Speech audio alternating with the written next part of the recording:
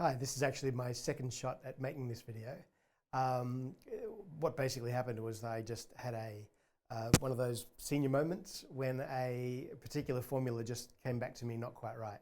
So I've reshot the explanation video, the example video as well, and already uploaded that, and I'm just reshooting this one now. Nothing much dramatic changes, but it's just a better explanation without the mistake in it. Teachers aren't perfect, just forgiven, or was that Christians? I'm not sure. Anyway, I do occasionally make mistakes, and I do try to remedy them as quickly and efficiently as I can.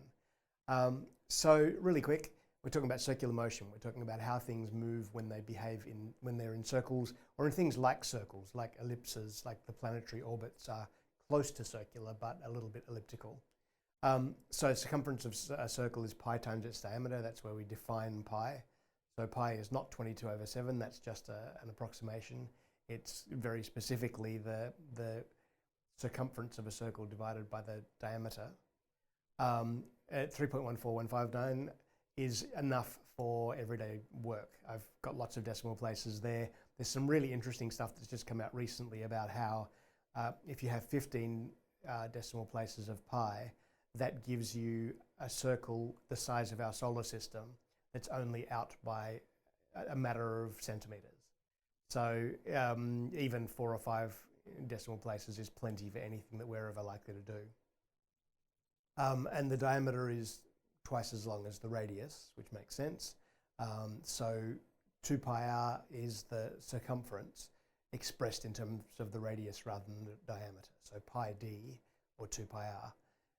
And the radius, if you sweep it around a full circle, that's 360 degrees, or 2 pi radians if we work in radians. Making sure our calculator is always on degrees if we're using degrees, radians if we're using radians.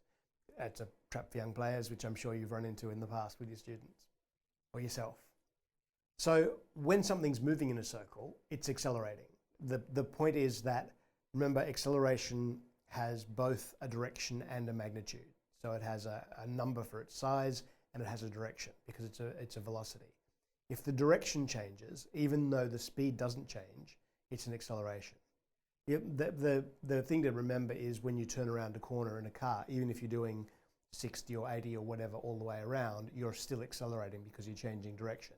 If you're in a 70s cop movie, your wheels squeal all the way around. So you're not changing the speed, but you're changing the direction. And in circular motion, you're constantly changing the direction. As it moves around in a circle, that tangent direction vector is continually changing. So it's continually accelerating, and the acceleration is considered to be towards the center. So we use a equals v squared over r is the one way of actually representing it. So this diagram probably helps a little bit. So the radius, the velocity vector, in this case it's going around, again, the green screen is tricking me in terms of making directions. That velocity vector, it's going around clockwise in this case. So it's spinning around at a velocity v meters per second and at a radius r meters. I just realized I forgot to close a bracket. And it has an acceleration in meters per second squared based on that. So that's the acceleration toward the center, and as I say, it's always toward the center. That makes sense for things like planetary orbits, where the planet is orbiting in a circle around the sun, and it's accelerating toward the center because the force is toward the center. The gravitational force from the sun is in that direction. So hopefully that kind of makes sense. We can also use rotational form rather than the linear velocity. So we've got that instantaneous linear velocity in a particular direction that's represented by the vector, or we can have this rotational motion and express the velocity as a rotational velocity in radians per second rather than in meters per second. So it's how far does the radius sweep out every second. And for that, the centripetal acceleration can be either a equals v squared over r if it's in velocity, or a equals r omega squared if it's in rotational terms, if it's in radians per second instead. So it might be easier to actually measure the period instead of either the velocity. So if you want the instantaneous velocity, you might almost have to use a radar gun or something so that you know what the velocity is at a moment. You can calculate the period and then work out how many radians per second it's doing based on that. but there's also a formula for calculating it directly from the period. So that's another way that you can actually do it. We might actually do that in an experimental video where we do some rotational motion and calculate the velocity and the angular velocity and the period and work across those. So we're knowing that in t seconds, if the period is t, so the t is how long it takes to make one complete circle. In t seconds, it makes one complete circle, so that's 2 pi r radius. 2 pi r meters. 2 pi times the radius is the circumference. So it's doing one circumference every t seconds. So its velocity is going to be 2 pi r divided by t. So then we can sub that into a equals v squared over r, and we get a equals 2 pi r t, 2 pi r on t all squared over r.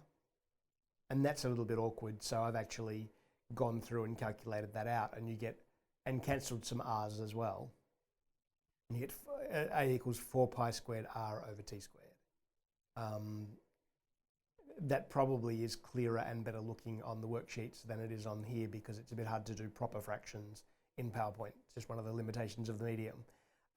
But so we've got a number of expressions for the same thing. That centripetal acceleration is a equals v squared over r, or a equals r omega squared, or a equals 4 pi squared r over t squared. We can use the centripetal acceleration and Newton's second law, F equals ma, to work out the centripetal force, so the force that's acting toward the center of the circle. So we're just subbing a into where it is in ma. So F equals mv squared over r, or F equals mr omega squared. Or using the one for the period, you've just got an m outside of that 4 pi squared r over t squared. So again, you've kind of got a number of different ways of calculating this force, depending on what data you're given in a question or what data you measure in an experiment. Hopefully that's clear and makes sense. And that's pretty much it for circular motion. It's not particularly difficult to talk about. There are not a lot of equations. Just the conceptual idea, the fact that it is accelerating continuously toward the center because the velocity vector is changing its direction is probably the thing. Once you've got that, you've pretty much got it all. Thanks.